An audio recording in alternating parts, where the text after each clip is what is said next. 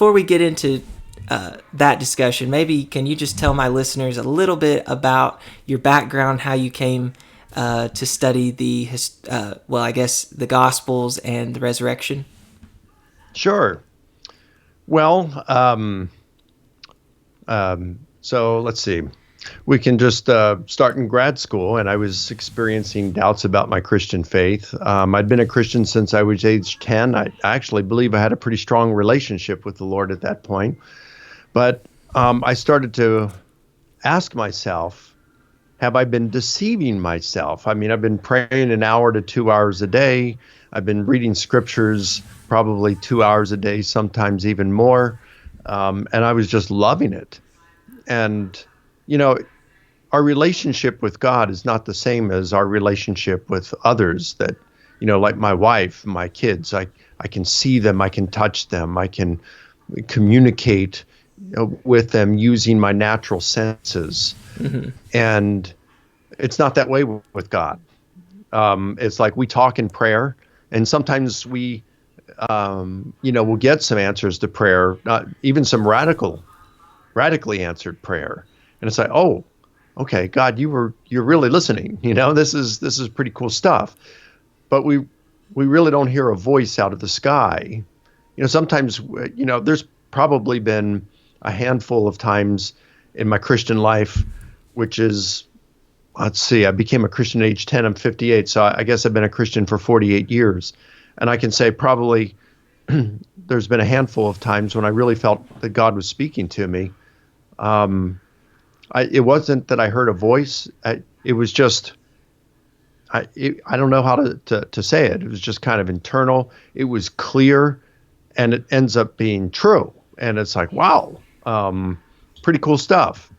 So, I felt like I had this relationship with the Lord, but then because our relationship with God is different than it is with humans, I thought, well, maybe I've just been deceiving myself.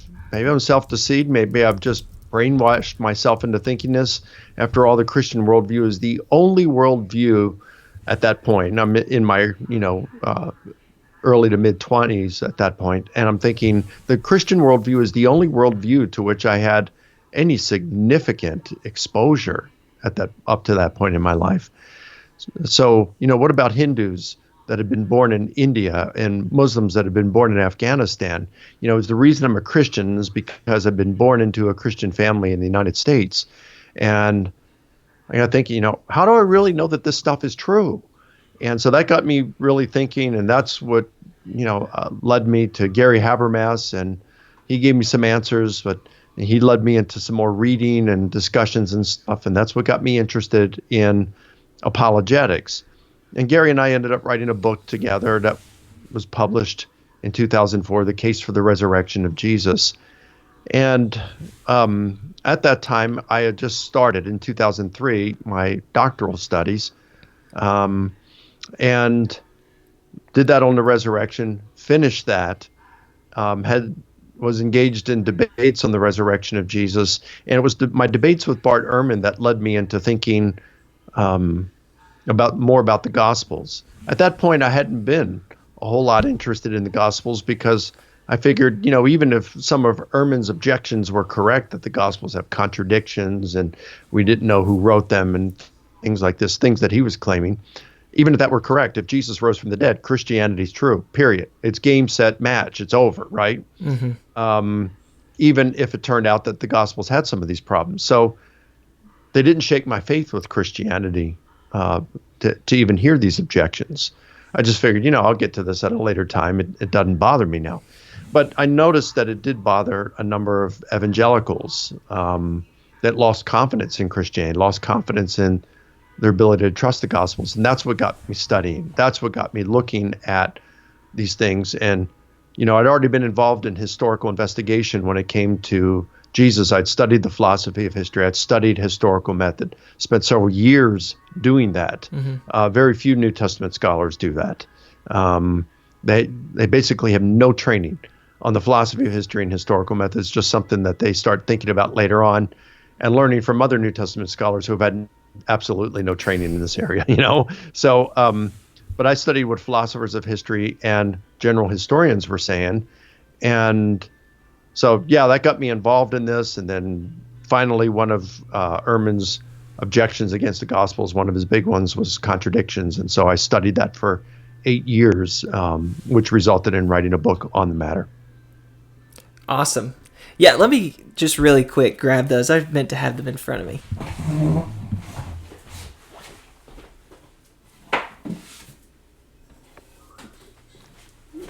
And I'll go ahead and grab this one too. Okay. Sorry about that. I meant to have those in front of me. I'll show everyone. So this was basically your dissertation. Yeah, it's a revised, slightly revised version of my dissertation. Yeah. It's obviously a tome, and there's a lot of work into that. And I've drawn really, really heavily on this in my own research. Something that I think does a good kind of job hitting the major points in the discussion, I think, is the case for the resurrection of Jesus. Now, you wrote this before your dissertation. That's correct. That's correct. It was when I got to the end of that book, that I asked Gary Habermas, I said, well, at that point, I said, you're the number one scholar in the world on the evidence for the resurrection. And you have a bibliography with, I think it was 2,400 academic sources that have been written since 1975. This is 2002, and I'm asking him this, The book didn't come out till 2004, but we were wrapping up writing it in 2002.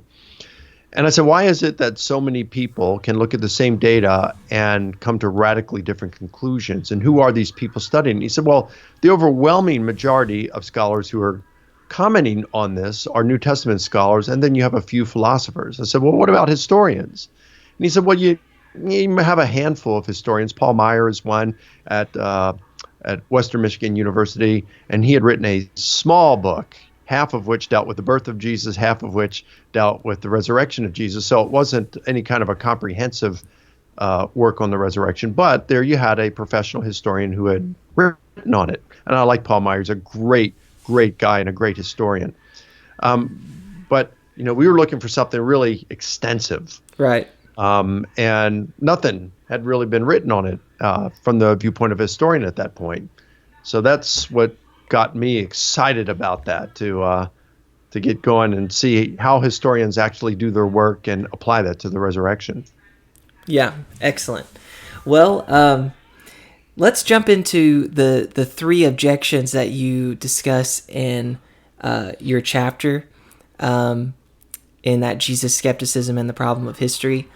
By the way, that is just a great book. My chapter excluded the lineup of scholars that Bach and Komaszewski. I mean, Bach and Komaszewski are great scholars, but the lineup that they were able to get for this was just remarkable. And I was just, I am the least of the contributors in there, and I'm just honored to have contributed something in there. Yeah, I was very impressed with the people they got as well, and I'm hoping to get, as Easter gets closer, I'm trying to do maybe a mini series of interviews leading up to Easter, but I would like to get Craig Evans on The Empty Tomb. He contributed that chapter to the book, so I'd love to interview him if he has the time. But let's jump into the three objections. So the three objections that you covered in the book, the first one had to do with can historians assess miracle claims? Could they ever justifiably claim that a miracle happened as an event in the past, a real event? So first of all, did I characterize that kind of objection correctly, and how would you respond? Well, yeah, you did. And this is a major objection today. It's historians, generally speaking, and this is a live discussion, a live debate that's going on amongst philosophers of history, too. It's not just in the world of biblical studies.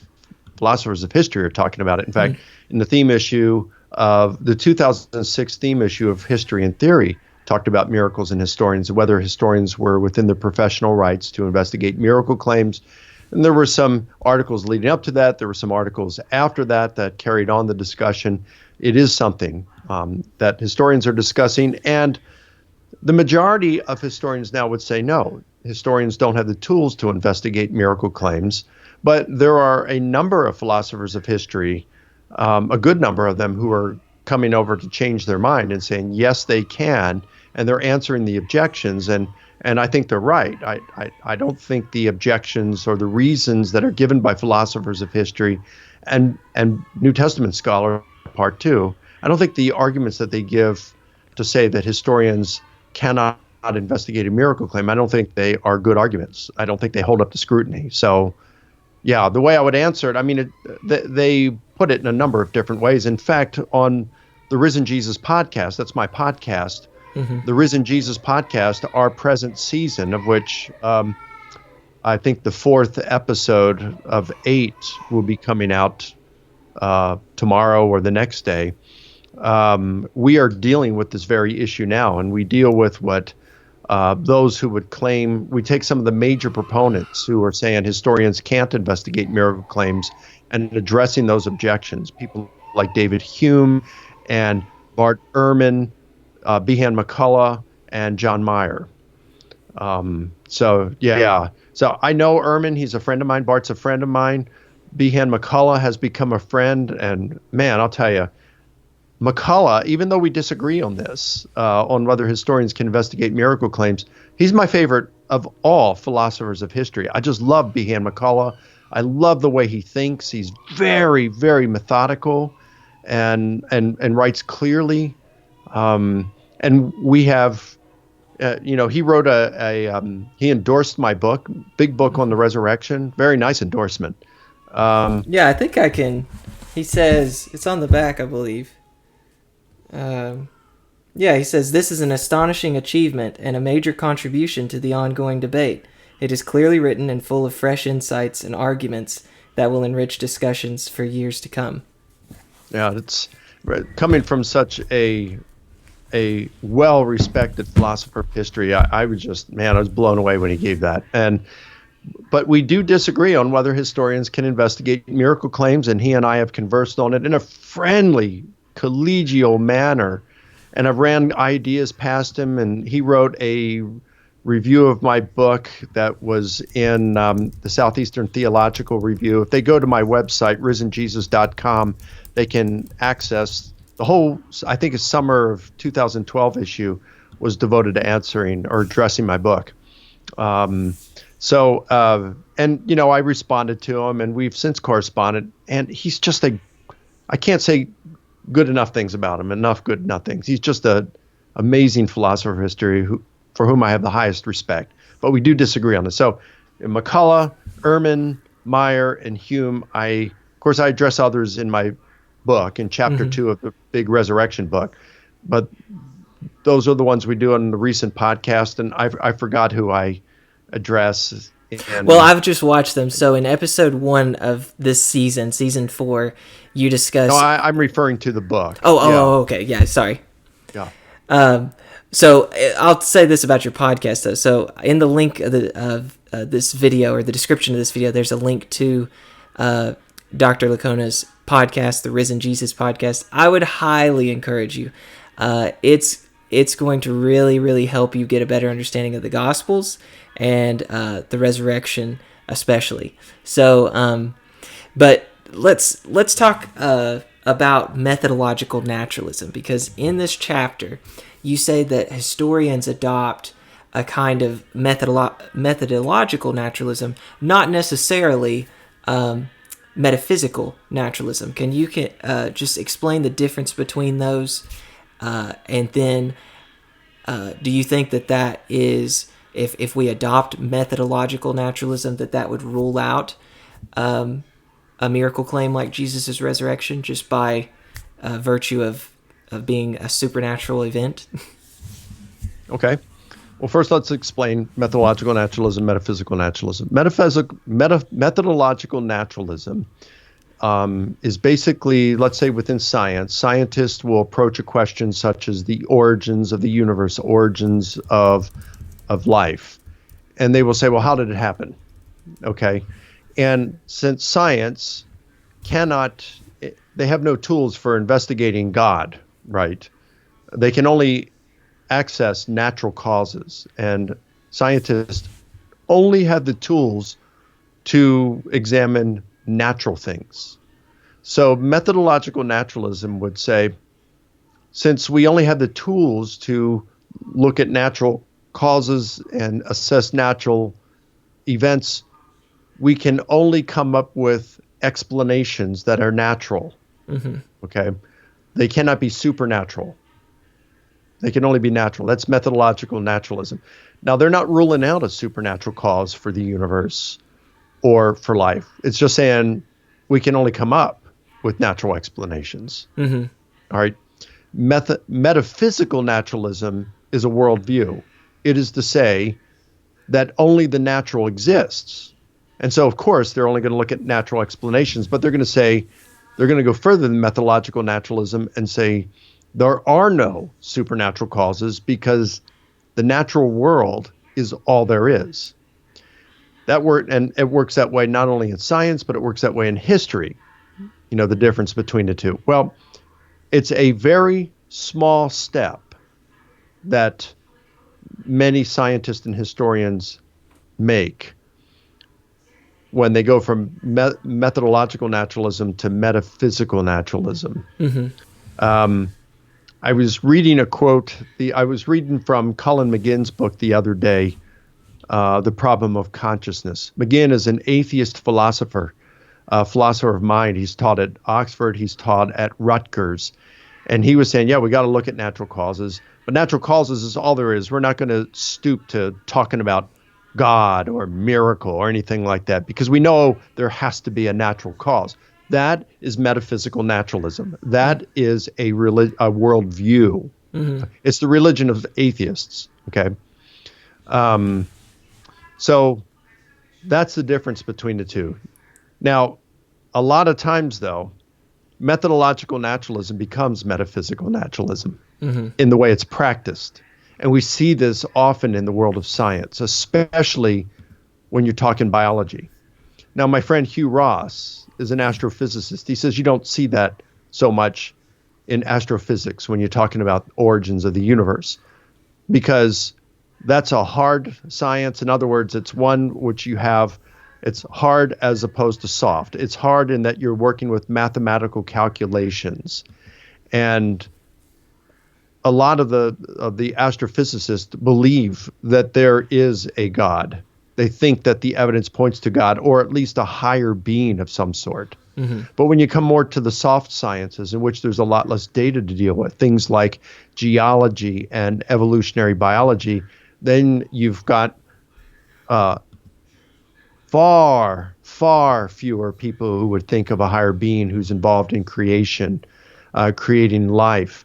And the kind of animus against those who are even open to an intelligent designer of an unspecified sort is crazy within the world of biology. People get kicked out, marginalized, and kicked out from the academy, just because they dare to say, well, the evidence is so astronomical against a natural cause that I think we should be open to a supernatural one. And even though we can't investigate it with our scientific tools, we at least should be open to the possibility that there was a supernatural cause, even though we may not ever be able to prove it. And they get marginalized and mocked and everything for that. So you can see that a lot of those who would claim to be practicing methodological naturalism are actually embracing metaphysical naturalism. Mm.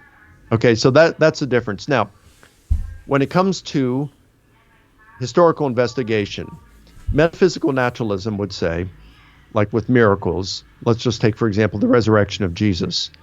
It would say, look, some historians don't believe God exists. Some believe that he does exist. And since there's no agreement, we just can't assume God. We're not going to a priori exclude him from the equation, but we're not going to put him in there as well. So we're not even going to consider God. Let's just look for a natural explanation. And if we can't find one, we just say we don't know what happened. Mm-hmm. All right. So That's what happens there. So with the resurrection of Jesus, they would say, well, these other natural explanations, yeah, they all have problems, and some of them might have something going for them, but they all have problems. But when it comes to the resurrection, that would require God, and the historian has no access to God, and so we just, if we're going to be honest, we just have to leave it a question mark there. And we're not going to say he rose. We're not going to say he didn't. We're just going to say historians can't prove that he rose. And that's how the objection generally goes. I feel like that is how Bart Ehrman has presented it very frequently. It seems like he kind of takes maybe a couple different versions of this kind of objection. One is a miracle by definition is the least probable event to occur. Yeah. And we can talk about that. Kind of gets into an essentially contested, I forgot how you said it, essentially contested concept, maybe.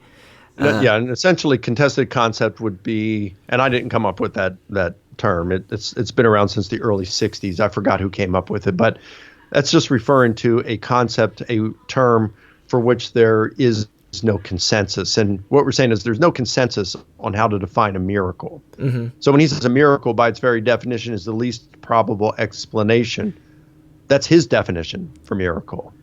But it's not one that is widely accepted by historians or New Testament scholars, okay? Yeah. Miracle is an essentially contested concept. And anyway, I think that explanation is easily answered. I would say, okay, you say miracle is the least probable explanation. Least probable in reference to what? Because if God exists and wanted to raise Jesus, then his resurrection would be the most probable explanation. The probability of Jesus rising from the dead would be 1. That is 100%. Okay? So least probable in reference to what? All right, if it's a supernatural cause and God wanted to raise him, then it's extremely probable.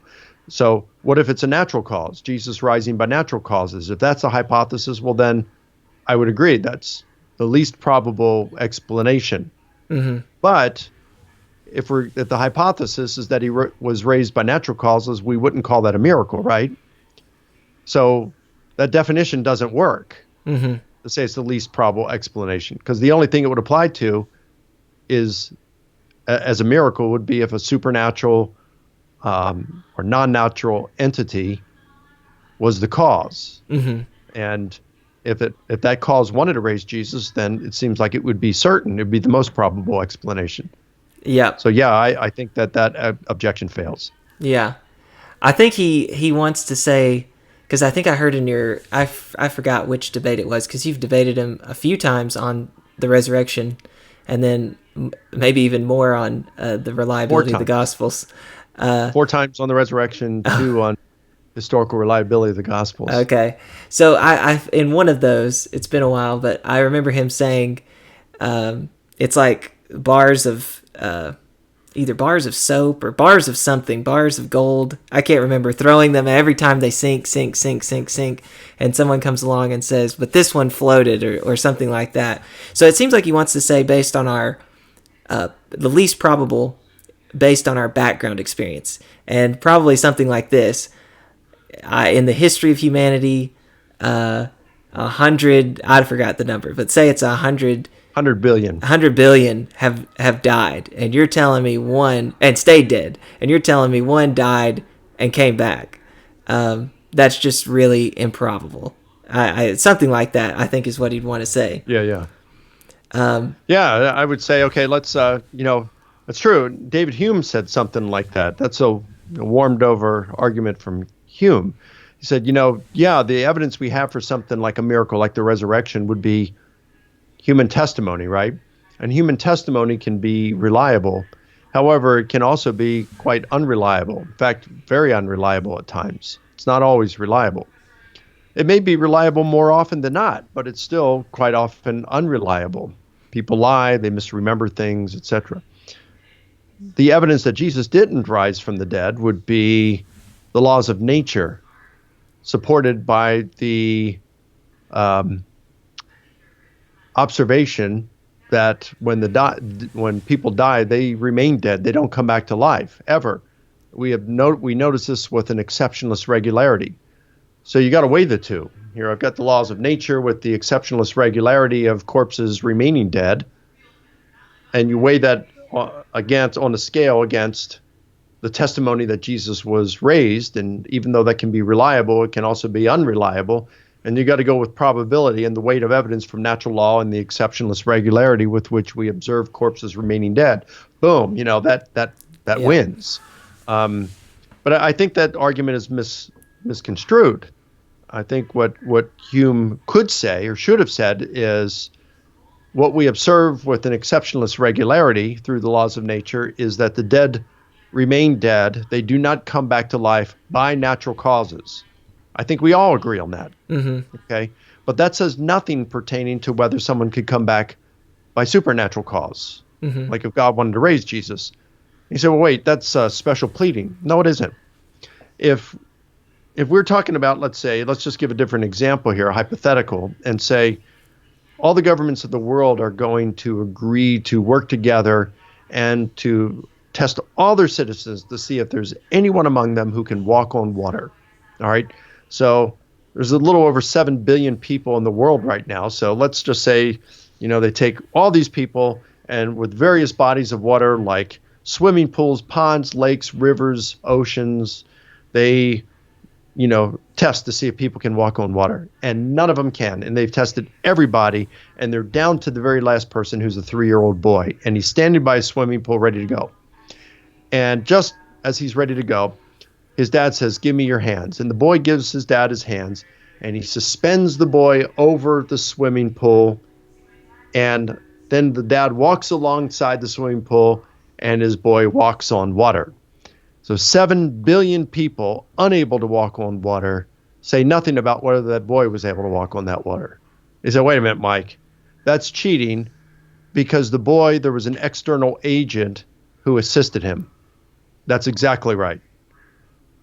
7 billion people unable to walk on water unassisted says absolutely nothing pertaining to whether that someone could walk on water assisted.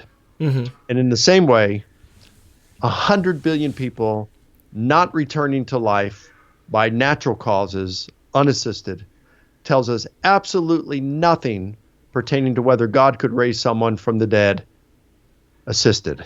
Mm-hmm. If someone could be raised assisted by supernatural cause, by God. And so that's why Hume's argument fails. That's why when we say the least probable explanation based on a frequency probability model, that this is what we see most frequently. When you look, better, and you say, okay, well, it's just like the 3-year-old who could walk on water when he was assisted. Well, if Jesus was who he claimed to be, God's uniquely divine son, who came with a mission to inaugurate God's kingdom amongst us, if that's true, his identity about his identity and his mission, then it would make sense for God to raise him from the dead. Mm. And 100 billion people not returning from the dead says nothing pertaining to the probability of whether God would raise Jesus from the dead. Yeah. This is where I could go in a few directions, but kind of the way that... So I think the way that I connected with you before was I actually left a comment on one of your Risen Jesus podcasts about Bayes' theorem for beginners. Oh. And you said, nice video. This was helpful. Like it explains it well. So you can, those watching, if you're interested in understanding Bayes' theorem, maybe you've heard it in the context of a discussion of Jesus' resurrection before. I explain, I have a video called Bayes' theorem for beginners. It's very short, and it's a nice little introduction on how it works. But I actually think that some of Swinburne's arguments can aid your point. Swinburne argues that God, there are very good reasons to think that God would become incarnate and would atone for our sins and would demonstrate the authority of this act, that it's coming from him through a miracle, something very much like a resurrection. And so I think that raises the plausibility of the thing you're claiming raises the plausibility of this like boy. If I said there's really good reason to think that this boy in particular, that he's the one that's going to walk on water. Anyway, I like appealing to Swinburne at that point to aid. It seems to me that Behan McCullough, he maybe has something similar at this point, perhaps with Bart Ehrman, where he just sees it as this Jesus' resurrection is very implausible. And it might, I don't know his reasons for that. I know that you had an exchange. What were his reasons for thinking it implausible? Is it this kind of a billion people have died and stayed dead, so this is just an extremely implausible event? I'd have to go back and see what he has to say about that, about the plausibility factor. I don't remember, to be honest with you. I know he for sure. Sorry to cut you out. He for sure says that resurrection is ad hoc and implausible, but he thinks it has good explanatory power and good explanatory scope. Yeah, but I know he thinks it has good explanatory scope. I know he thinks it's ad hoc. Does he say it's implausible, or does he say it's not plausible? There is a difference between those two, and I forgot. I know I point out the difference in my book. I was under the impression you could say it's inscrutable, right? Which I think if you don't take the natural arguments for God's existence, the ones that Swinburne uses, or even the typical arguments used today, not from natural theology, but things like the Kalam cosmological argument, the moral argument, the teleological argument, things like that. If you take those arguments for God's existence, bracket them, what kind of background? I don't think McCullough looks at those, and so he wouldn't grant those as background knowledge. I mean, I think, I'm not sure about the ones from natural theology. I wasn't too persuaded when I read Swinburne's book, The Resurrection of God Incarnate. And you notice that a lot of Christian apologists haven't even used it or appealed to it for natural theology or for the use of Bayes' theorem. I'm not saying Swinburne's wrong. I'm just saying I'm not persuaded by it. Right. In all honesty, I think you've had, if you look at like popular apologetics, your influence and the influence of Gary Habermas has, to me, far outstripped even Tim McGrew's work in, I've got his book somewhere, the Blackwell Companion. He and Lydia wrote a chapter. Now, I'm a fan of Bayes' theorem. I'm a fan of the Swinburne move, but I would be the first to admit that I think most people that I discuss these things with, the resurrection with, they present a case much more like yours. I like your case too, and that's something that I think there's a way that they don't have to fight with each other. Yeah. I think that they can complement each other. Go with everyone, like Paul said. What then? Only that in every way Christ is proclaimed, and in this I rejoice. So I don't care what apologetic method one uses. I'm just saying I'm not convinced by the Bayes' theorem.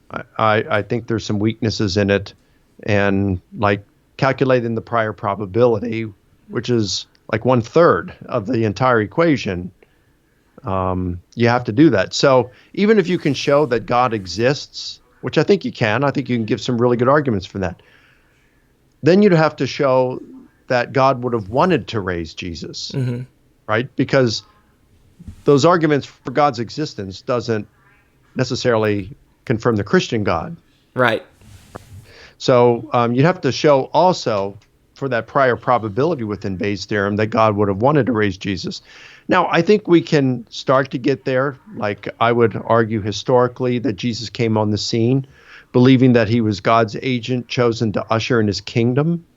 I would also argue that Jesus historically was known during his lifetime as a miracle worker, one who performed what his followers and many interpreted as divine miracles and exorcisms. That's not to say that they actually were divine miracles and exorcisms, but historically speaking, I think we can pretty much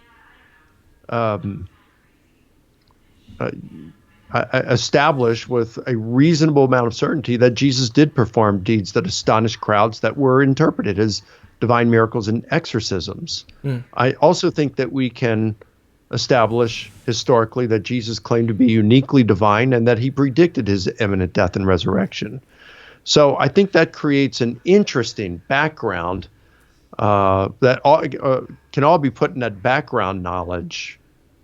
And, then we apply, I don't think we quite get there with a strong prior probability, but we're a little better than inscrutable. Right. Perhaps. Yeah. Well, to return to the methodological versus metaphysical naturalism, you give an interesting analogy in this chapter, and you talk about an asteroid coming. So maybe you can explain that analogy, what it is, and then interpret the meaning. Well, there have been some New Testament scholars. I'm thinking of Bart Ehrman. I'm thinking of Robert Webb. They're both friends of mine.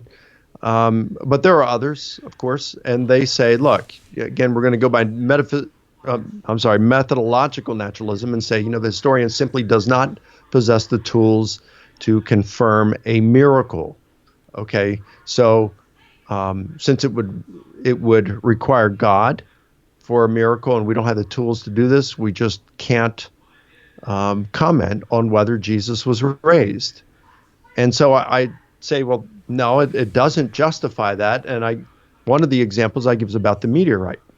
The meteor is headed toward Earth, and scientists have been watching this for some time, for several years. They determined it was on a collision course with the moon, and they know that on a certain day at a certain time, they expect for that meteor to collide, to crash into the moon. And so on that day, the Hubble Space Telescope and planetariums all across the globe are focused in on the lunar surface, and the meteor hits the moon.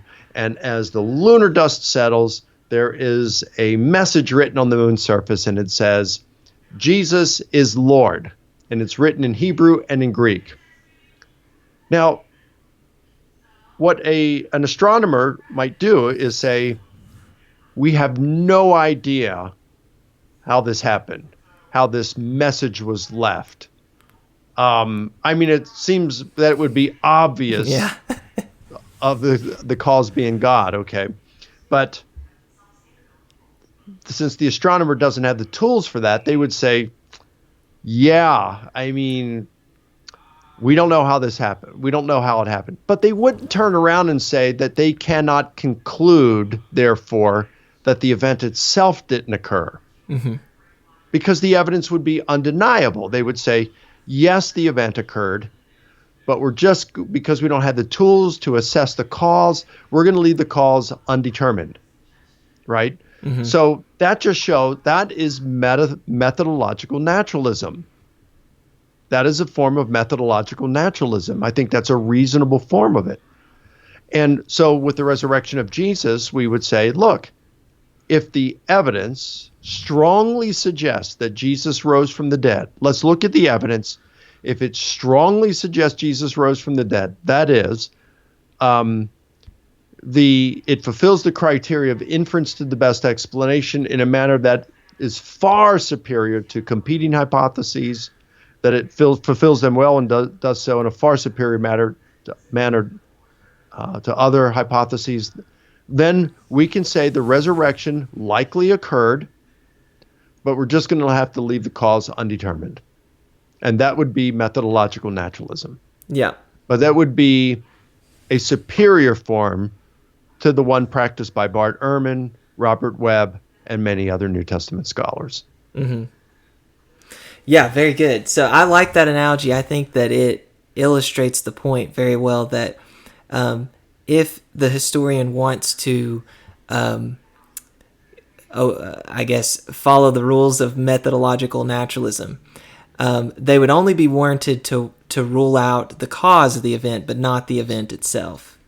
And similarly, in the case of the resurrection, a historian that is obeying the rules of methodological naturalism may say they can't conclude that God was the agent responsible for raising Jesus, but they couldn't just rule out automatically that Jesus was raised. Right. Now, another step that they could take, and I think they'd be justified in doing so, they could go a little bit further, I believe, if they wanted to. Okay, so scientists, they look at things, phenomena, and many times they will posit theoretical entities to account for the phenomena they observe. So, for example, black holes, quarks, strings, gluons, these have never been observed, probably never will be observed. They are theoretical entities posited to explain certain observable phenomena. And they do a good job of doing this, from what I understand. I'm not a physicist. So, but physicists are pretty satisfied that these theoretical entities exist, but they are theoretical entities. I think in the same way, one could look and say, a historian could say, I look at the evidence strongly suggests Jesus rose from the dead. Now, I as a historian cannot access the cause of that. However, when we see our understanding, our background knowledge of science right now, could be wrong, but our present understanding of science and the laws of nature would suggest to us, they suggest to us strongly, that if Jesus was raised, it was not a natural event. There was no natural cause behind it. Mm-hmm. Thus, it had to be a non-natural cause, supernatural cause that raised him. So I'm going to posit a theoretical entity. God is the cause. Mm-hmm. Right?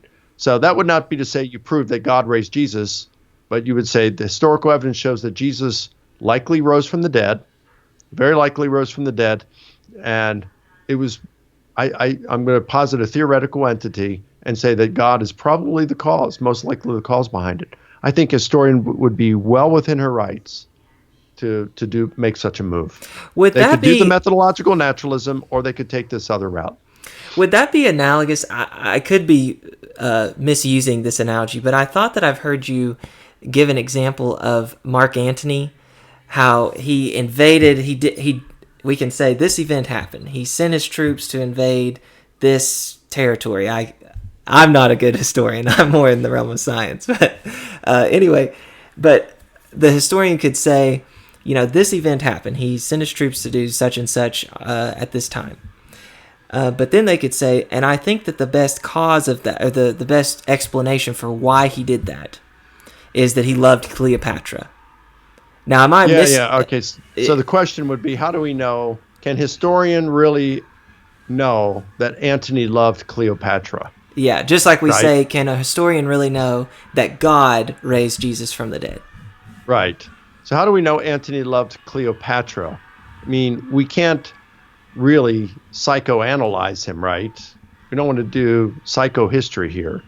But why would we think that Antony actually loved Cleopatra? Well, he neglected his responsibilities at Rome as one of the triumvirate and went off to Egypt and just stayed there, despite his responsibilities for the Roman Empire.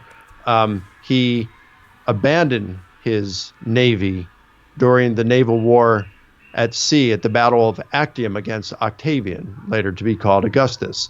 And he couldn't stand to be away from Cleopatra, so he left on a boat with her and left his fleet without a supreme commander, and they lost the battle, which they may have been able to win otherwise.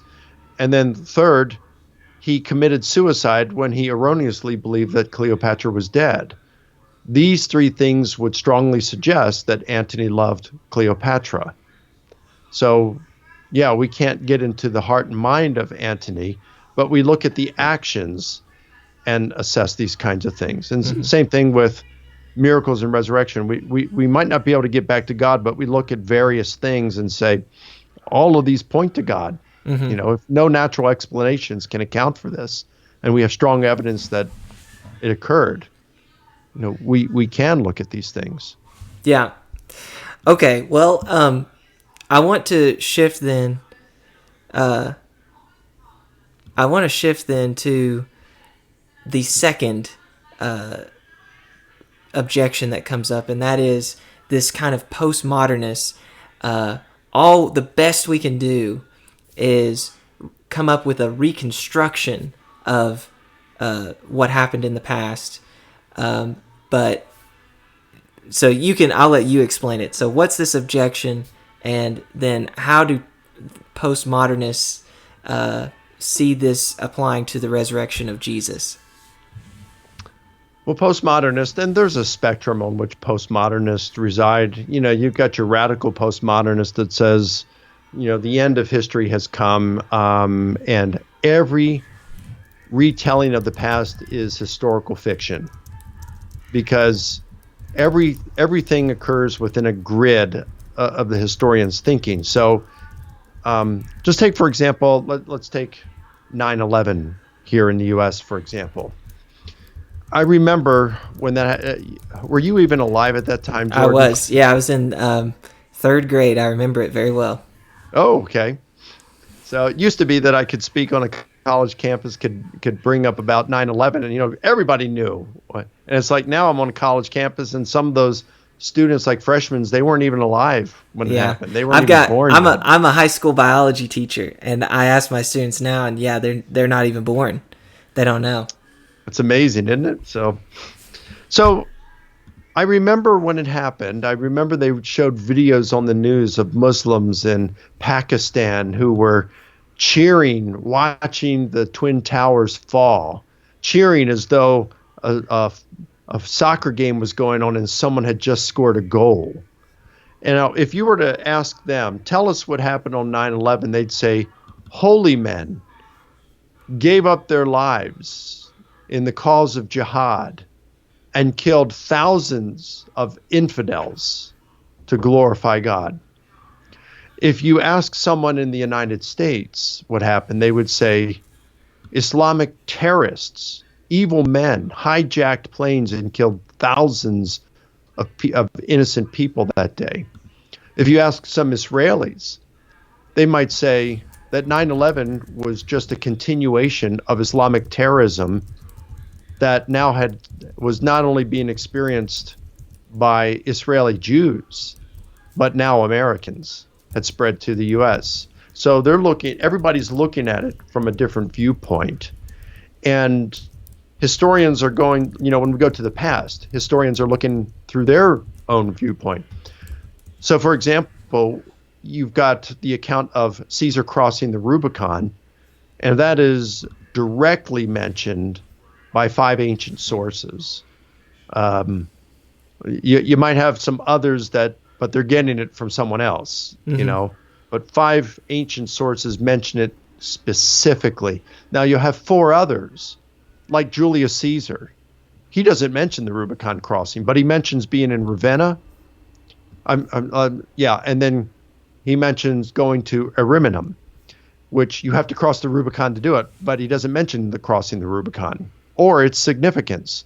Cicero, the way he talks in his letters, he talks about Caesar at one point being on one side and then him being on another side of the Rubicon.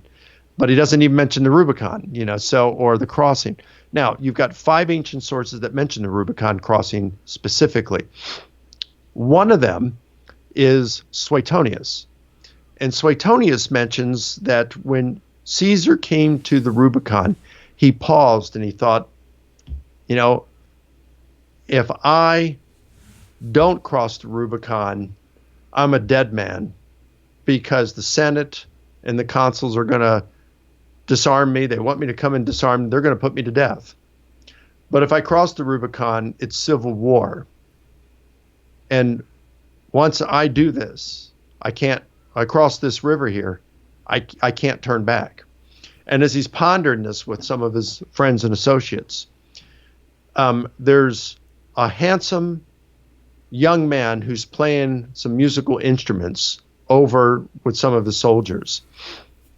And as Caesar's contemplating, he looks over at it, and this guy grabs a bugle from one of the soldiers, blows it, and marches across the Rubicon. And Caesar takes that. It's an apparition.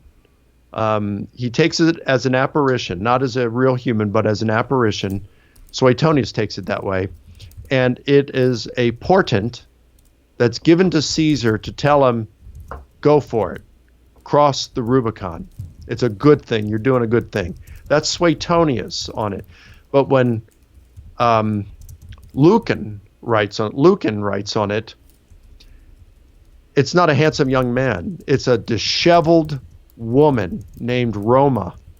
In other words, it's an apparition of the woman Rome.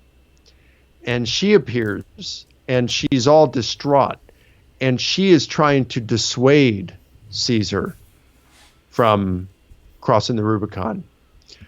I see the pictures kind of lagging. Are you getting all of this? Yeah, I can hear you. And okay. Sorry if So, in other words, Suetonius, his interpretation is it was right with the gods. The gods supported Caesar's crossing the Rubicon, but Lucan says the gods were against Caesar's crossing the Rubicon. And they even portray the apparition in totally opposite ways. So the point here is that historians view the past through their own horizons, their own worldviews, their own political and philosophical views, and they're going to write history in that sense. And they're going to be select in what they report. They're going to regard perhaps some things that might count against their view. They're not even going to mention them because they don't think that would support their view, which they believe is correct. So a postmodernist, a less radical postmodernist, would just say, yeah, we're going to be able to know some brute facts about the past, but that's about as far as you could go. You're not going to be able to go more than the brute facts. The rest is just we're experiencing through the lens of the historian, and they're getting it. If they weren't an eyewitness, they're getting it through the lenses of the sources that they're reading or consulting. Mm-hmm. So we're reading the interpretation of another interpretation of facts that are from an event that are no longer recoverable. Mm-hmm. And so we just can't trust what we are seeing. And so there's this despondency amongst postmodernists in that sense. Yeah. That's what postmodernism is. Yeah. That's a good way to think of it, as it's like a lens through a lens. And by the time you do that, the picture gets very distorted. And I guess the idea is the postmodernist wants to say you just can't have very much confidence at all that what you've reconstructed actually looks like the actual event that you would have witnessed were you there. That's right.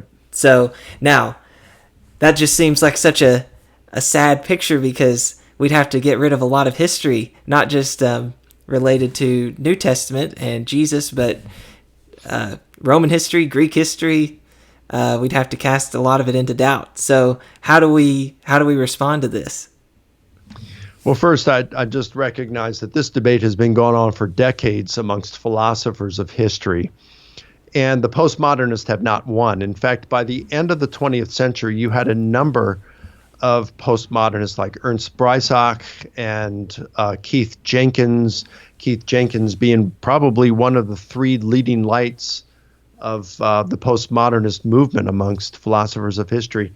And they were saying pretty much that by the time we got to the end of the 20th century, that the postmodern debate had really not convinced many historians, the practitioners, not the philosophers of history, but general historians who were actually engaged in the practice of studying the past. And he said, most of them continued to practice history, as though realism is true. That is that, we can know the past with some reasonable certainty. It may not be exhaustive, and not all of our reconstructions of the past are going to be accurate. But generally speaking, we can still learn quite a bit of knowledge about the past. So you even have some leading lights in the postmodernist movement saying that the postmodernists had lost. Now it continues, and probably I asked Behan McCullough about this a few years back. I said, so what do you think amongst philosophers of history? If the majority of practicing historians are realists, what about philosophers of history? And he said probably half. You got it split evenly. half are postmodernists, lean in that direction. The other 50% are realists. Now, within the world of New Testament studies, you do have an increasing minority. It's not a very large minority, but it is a minority that's growing, who have postmodernist leanings. And most of these have not studied much in the philosophy of history or historical method, but some are very sharp scholars, very sharp scholars. But they do have some postmodernist leanings, and we're finding this in the field of New Testament studies today. It seemed like in your debate with Dale Martin, this was his position. I think he openly said, I am a postmodernist. And he gave the kind of objection that you just summarized, and that is, we're just reading the interpretation of an event, and we can't have very much confidence at all about what the actual event was like. Yeah. It's Jens Schroeder wrote a contribution in the book Jesus. I think Jesus Criteria. What is it? It was from 2012. The book by. Oh yes, I just read it. Ladon. Yeah, it's in the chapter. I forgot the title. Authenticity, where and there were a number of postmodernists or those with postmodernist leanings in there. Jens Schroeder is one of those, and he was talking about how I think it was the Gospel of Mark or just the Gospels in general, and kind of using this postmodernist thing, how we're getting interpretations of interpretations, and we really just can't know much at all about it. So in the book in which you have, that I contributed an essay, I talk about the life of Josh rather than the life of Jesus in the Gospel of Mark. I talk about the life of Josh. And Josh was this sharp philosophy student, a senior in college that I met when I spoke at a conference in Indiana several years ago. And a bunch of us, after the conference on a Saturday, we went out to a late lunch. And I sat next to Josh and was talking to him. Just seemed like a really sharp, smart guy. And so I learned some things about him, and I thought, well, what about a life of Josh? What if I wanted to write a life of Josh? Mm-hmm. What would I do? Well, I would go to his parents, ask his mom and dad what he was like growing up. I'd talk to his siblings. I would talk to some of his childhood friends, some of his current friends. I'd talk to his girlfriend. I would try to talk to some of the people who don't like him, mm-hmm. his enemies, to see what they had to say about him. And looking at these kinds of things, multiple independent eyewitness sources, unsympathetic sources, I'd be able to put together a life of Josh. It wouldn't be exhaustive, but I'd get a pretty good idea of what Josh was like. Mm-hmm. And then I said, really, are we going to, if we applied the same thing that Schroeder says about Jesus and the Gospels, if we applied that to the life of Josh, it would seem ridiculous. Yeah. But if we took what we can know, these same principles that we'd applied to the life of Josh and applied it to Jesus in the Gospels, then we can come up with some pretty good knowledge about Jesus. Mm-hmm. Yes, and that's I think that may resonate more with people today. Is you wouldn't just have to throw out ancient history; you'd have to cast doubt on modern things that you think you really do know. Let me read that quote. What was his name? Schroeder. This is so Schroeder originally said this about the historical Jesus, but after you give your Josh analogy, the life of Josh, you just substitute the name Josh for Jesus, just to mm-hmm. see how this would apply to someone today. And this is what you get. One must take into account that inquiry about Josh is always an enterprise in which one studies historical data to develop an idea of what it might have happened thus far in the life of Josh. Thereby, the remains from the past must not be confused with the events themselves. Rather, the sources who know Josh, including Josh himself, are selective and often subjective in their recollections and interpretations of events in the life of Josh, from which they attempt to recover the events when describing them. On the other hand, memory, in scare quotes, is by itself a problematic historical category. It does not lead automatically to a more adequate picture of past events in the life of Josh. To the contrary, it can be affected by misperception, wrong information, oblivion, and projection. Although quite early and in fact written while its main character was still alive, A Life of Josh could not be regarded as a reliable biographical account. Rather, it would have its own historiographical agenda in presenting Josh as a historical figure about which we can know a considerable amount with a reasonable amount of certainty. It would be inappropriate, therefore, to apply the designation historical Josh to the life of Josh. I just thought, once you apply that same standard that he's putting up for Jesus to Josh living today that you met at an event, the standard's just absurd. Yeah. It just shows the postmodernist view is a lot of nonsense. Certainly we can be chided. Realists can and probably should be chided somewhat by the postmodernist historian to say, it's not like these criteria of authenticity are magical stuff or like a calculator that, and this is why they were created as kind of like scientific criteria to say, okay, if you meet these criteria, then we can put our stamp of approval on it and say, we know that this actually happened, that Jesus actually said this, he actually did this. Which I think what we should do is we'd look at it and say, these significantly increase the probability that he said something like this or did something like this. That's not to say that we can't believe these accounts in the Gospels. I'm talking about what we can prove historically. Mm-hmm. And when I say prove, I'm talking, with reasonable certainty, reasonable confidence. The historian can only go so far because we can't get into a time machine. And I think the historian just has to we should give more modest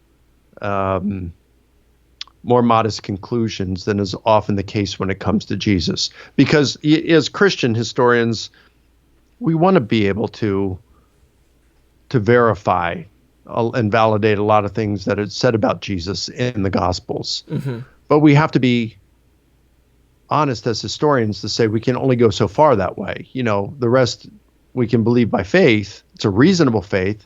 But I think historically speaking, we can only go so far and say, this probably happened. Right. Or, things like this.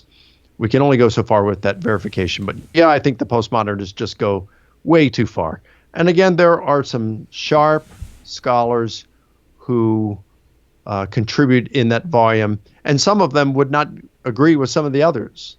Like Dagmar Winter. He writes an essay that could have been included in a refutation against that book because it's ambiguous. It could be interpreted either way. Mark Goodacre is a friend of mine, sharp guy. I like Mark, and he talks about the criterion of multiple attestation, multiple independent sources, and he doesn't go with a Q source. So I lean toward believing that there was a Q source that is, common material, common, and many times almost verbatim between Matthew and Luke, but absent from Mark. That you either have to explain that as they're using a common source, which would be just Q, an abbreviation of the German word Quelle for source. Mm-hmm. Or you say that Luke is using Matthew, or Matthew is using Luke as a source. Mm-hmm. That Luke used Matthew would be the next most common explanation. That's called the Griesbach hypothesis. And that's what Goodacre takes. He may be right. Mm-hmm. I'm not 100% stuck on Q, the two-source hypothesis. I do think the evidence weighs a little more in favor in that way. Mm-hmm. But Goodacre could be right, and if that's the case, then you wouldn't have Q as an independent source. But there's still John that's independent from the synoptics, and in some cases, Matthew, would be independent from Mark and some of these. So you can still get some independent sources, but Goodacre would be correct here that without Q, you don't have so much multiple attestation. And Goodacre doesn't think John is independent either, right? Yeah, he doesn't, which he would go against. Now, there's where he would go against a significant majority of scholars there. That's not to say that John doesn't know the synoptics. He may well have known the synoptics. But he does seem to be independent. I'd also add that, I'm probably a little more optimistic about the traditional authors. Well, I know I'm more optimistic about the traditional authorship of the Gospels than Goodacre may be, than Mark may be. I think the evidence is really good for the traditional authorship of at least Mark, Luke, and John. Matthew's a difficult matter. We could talk about that if you want, but especially Mark and John, I think, are really strong. I think Luke is too, but Mark, I think the evidence is there that he got his information from Peter. Peter was his primary source. And there's a significant number of scholars, in fact, a slight majority of English-speaking scholars think that Mark's primary source was Peter. I have a student doing his master's thesis right now. He has 207 critical scholars who have opined on this since 1965, all English-speaking. So if you were to add those from German and other languages, it might tip the scales in the other direction. But any way you want to look at it, there are a significant percentage of scholars today who would say that Mark got his information primarily from Peter. And according to Craig Keener, who's done a lot of study with Gospel of John, he says the majority of Johannine specialists, they do not think John, the son of Zebedee, wrote the Gospel of John. Now, Keener does, I do, but he says a significant majority of Johannine scholars do not think that John wrote it. However, they do think that the author, if not one of Jesus' minor disciples, the author's primary source was one of Jesus's disciples who had walked with him.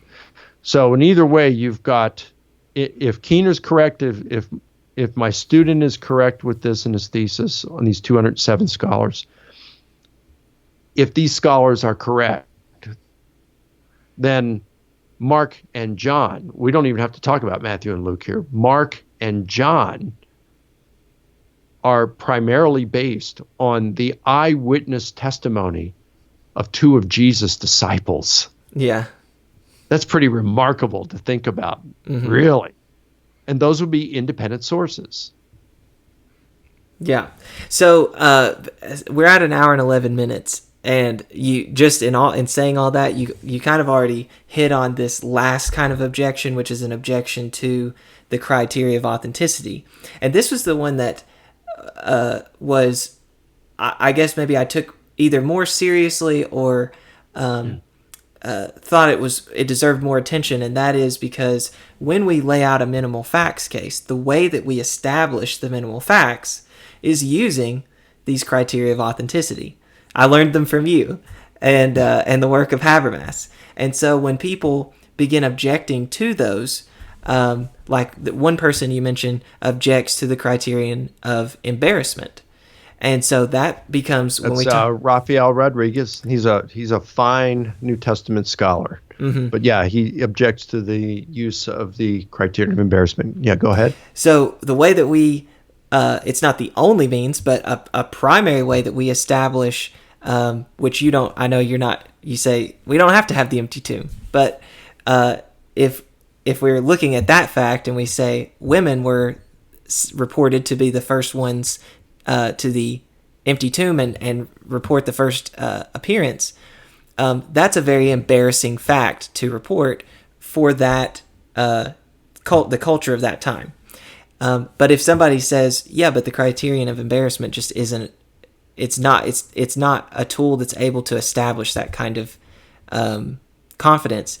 How do we respond not just to that, I guess, calling into question that criterion, but others as well?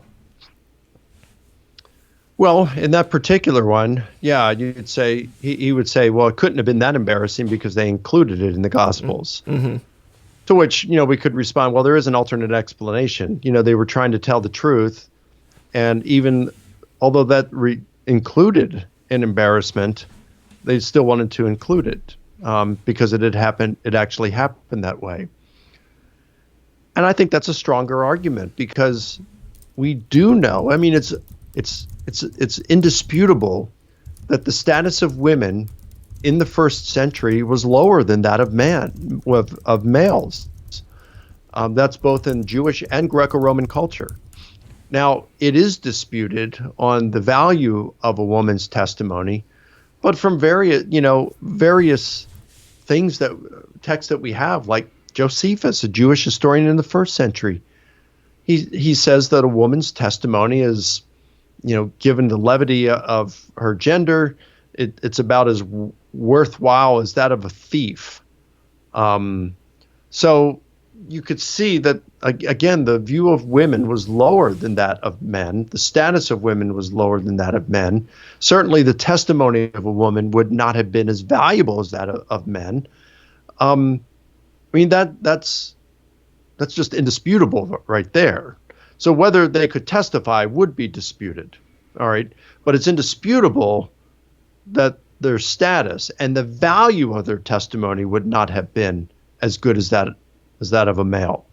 So given that, if you're going to invent a story about a guy coming back from the dead, which is already going to be extremely difficult for a lot of people to swallow, why would you make it even more difficult by having your primary witnesses to the empty tomb women? Right. In fact, in Luke's gospel, it says when the women came back and reported the tomb was empty and they saw angels who said Jesus had been raised, they thought they were telling frivolous tales. Mm-hmm. So anyway, I'm not persuaded by Raphael's arguments. Again, I think he's a fine scholar. I just don't agree with him on this. In terms of the criteria, I do challenge them in my essay in that book that you're talking about. I say, look, we shouldn't look at these as these kind of a calculator that if you enter the thing in, or it meets the criteria of multiple independent sources, embarrassment, and you press the enter, then it pops out and a green light comes on and says authentic. Yeah. It's not like that, but it does increase the probability of it being in that way. These are they're not magical or contrived criteria. They're common sense things. Yes. An eyewitness testimony, they can be confused, they can lie, but an eyewitness testimony, generally speaking, is going to be more valuable than someone who is saying it third hand or fourth hand. Someone who's reporting about the event close to the time the event occurred, that testimony is going to be we're going to put a little more weight on that testimony than someone who's trying to recall the event 40 years later. Mm-hmm. If someone who's unsympathetic to person A gives a testimony that's in agreement with what person A says, then that's going to add weight, to what's going on. It's kind of like in American politics right now. If Nancy Pelosi and Chuck Schumer were to say, you know what, Trump was right all along with this, issue A, well, then that's going to add some probability that the accusation against Trump with A was wrong, that it was a false accusation. It's going to add the probability, the likelihood that was false, because even the enemies are saying that. And then I do challenge. I said, look, every historian out there virtually who studies the subject would say that Jesus died by crucifixion in the first century.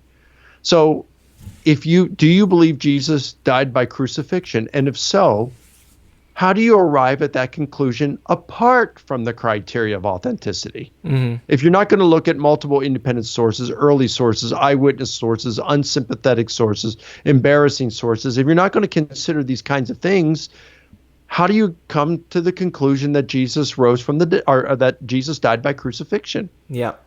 I want to know that, Mm-hmm.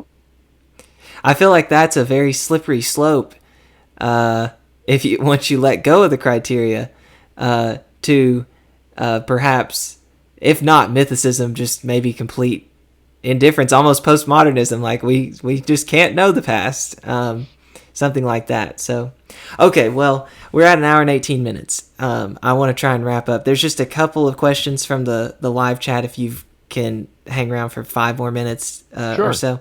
Okay, so Tim Saunders asked, I think he's heard this quote from, if not William Lane Craig, some other apologist. Maybe he can elaborate on where he heard this from. But he's heard some apologists say that it's easier in the year 2020 to argue for the resurrection of Christ than it was at a time much closer to Christ. Something like that. Yeah, I know I've said that. So I've said that before. So maybe someone else has too. But yeah, I do think it's easier. Okay. What makes you say that? Well, let's just say, let's say you're a skeptic, okay?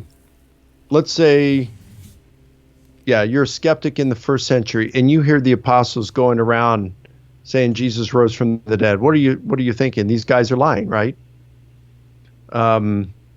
These guys are lying about it. Maybe they hallucinated the appearances of Jesus. So you have some pretty smart people back there, and perhaps someone would have been historically minded and really thought through these things. Mm-hmm. But today, we can look at it through the eyes of a historian and say, all right, well, let's consider the possibility of hallucinations. And now we know a lot more about hallucinations than they knew back then. There's been a lot of studies done even over the past century that has significantly increased our ideas, our knowledge about the phenomena of hallucinations. And when we consider that, we can see that, no, the hallucination hypothesis is utterly implausible. So that wouldn't be it. Or if they're thinking like the Jewish leader was saying, the disciples stole the body, right? And if people were believing that, well, now we'd look at it and say, oh, in retrospect, now that all the apostles are dead and we have multiple independent sources that testify that these disciples were willing to suffer continuously, persecutions, imprisonment, torture, even execution. Now, that doesn't mean all of them did. Some of those sources are late. Right. But we can at least know about the martyrdoms of Peter, Paul, James, the brother of Jesus, and we can know about the death, the willingness of the rest of them to suffer and die for their beliefs. So now we can look at that and say, okay, well, they must not have been lying because they were willing to suffer continuously and willing to die for this. And yes, other people suffer and die for their beliefs, but these, like Muslims today, Christians today, Muslims who give up their lives today do it because they believe Islam is true. Christians who die as martyrs today do so because they believe Christianity is true. But for all modern day Christians and Muslims know what we believe could be false. Mm-hmm. But the disciples, on the other hand, knew whether Jesus had actually been raised from the dead. So they were either suffering and dying for what they knew was true or knew was false, and liars make poor martyrs. Mm-hmm. So we can establish that the disciples not only were proclaiming that Jesus rose from the dead, but actually believed it, what they were preaching. Mm-hmm. So we can rule out deceit. We can rule out hallucinations, stuff that we may not have been able to do in the first century. You know what I mean? Yeah. We have other things to look in retrospect, like Paul. The testimony of Paul, which is extremely strong. So yeah, that's why I think we can look. We've got a better case for the resurrection that we can make today than maybe what was available in the first century. That's intriguing. You could probably just copy and paste everything you just said in answer to Susan's question from the live chat, so you don't have to repeat it. You can add something if you want. She just asked, how would you respond to someone that claims the disciples made this whole thing up to create a religion? I think you could probably just copy and paste everything you just said. Yeah, and I would just say to that, I am not aware of any skeptical scholar today that's even positing that the disciples lied about it. Mm. Now you do have some, maybe James Tabor at UNC Charlotte. He might not say that they were lying, but he bought into the Talpiot family tomb. Yes. Was, really put forth by Simcha Jakubowicz, to say that, Jesus was married to Mary Magdalene, and Tabor bought into that. Mm-hmm. I remember hearing about that, and immediately I thought, when they were saying the disciples reburied the body of Jesus, well, wait a minute. We've got significant evidence to suggest that they truly believed Jesus rose and appeared to them. Mm-hmm. For them to rebury the body of Jesus, that doesn't fit with what we already know.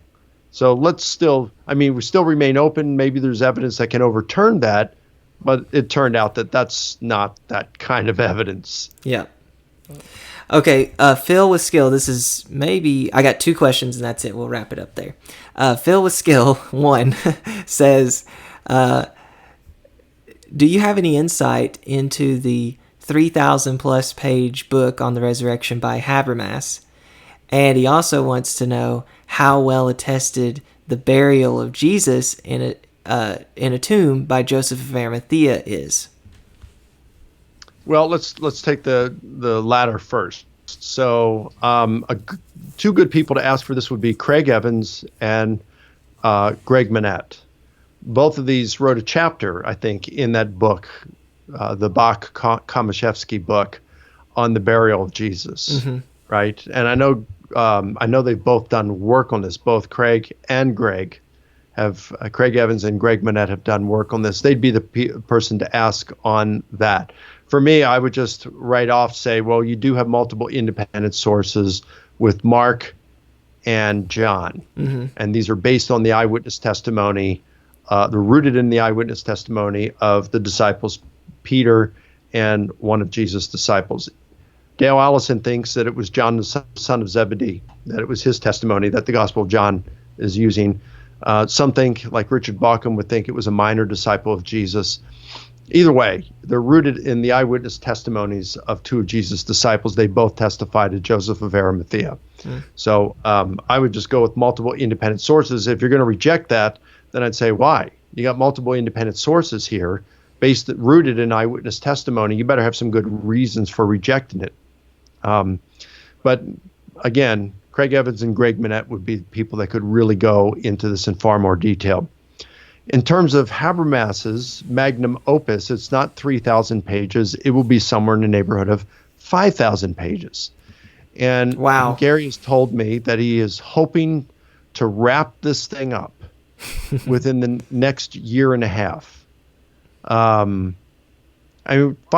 pages, a life's work.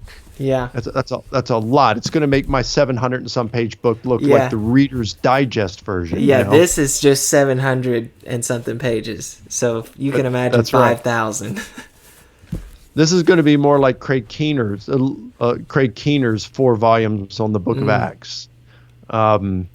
So I think within a year and a half, maybe a little sooner, it will be wrapping up. But then he will have to go through the editing process. Oh gosh. And that's probably going to take a couple of years. But I would think that, 5,000 pages, approximately 5,000 pages, you're looking at multiple volumes with that. Mm-hmm. And I would think that they're going to come out just like Keener's volumes on Acts did. They're going to come out like 1 year at a time, perhaps. Yeah. And so he doesn't have to edit the whole thing before the first volume comes out. So I don't know, you may be looking 3-4 years before the first volume comes out, maybe a little sooner. I would say 3 to 4 years you could maybe anticipate the first volume, and then 1 volume a year after that. It's going to be a great work when that comes out. Yeah, I'm really, really looking forward to that. All right, well, thank you so much, Dr. Licona. And thank you for those that watched. We had several viewers stick with us the whole time, and people, when it's live, they're always popping in and out. So I really appreciate it. And if you'll stick around for maybe 1 minute, Dr. Licona, I'll say goodbye to you. But thanks to everyone else. Have a good evening.